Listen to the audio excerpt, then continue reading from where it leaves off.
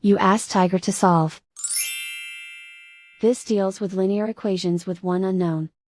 The final result is x equals -1. Let's solve it step by step. Simplify the expression. Expand the parentheses. Multiply the coefficients. Simplify the arithmetic. Group all x terms on the left side of the equation. Subtract 6x from both sides. Group like terms.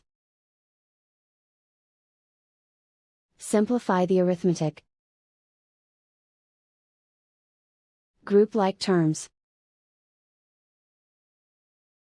Simplify the arithmetic. Group all constants on the right side of the equation. Subtract 30 from both sides. Simplify the arithmetic.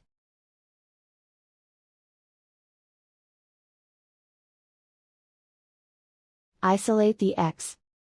Divide both sides by 6.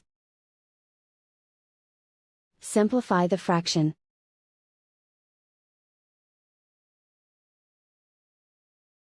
And so the final result is x equals -1.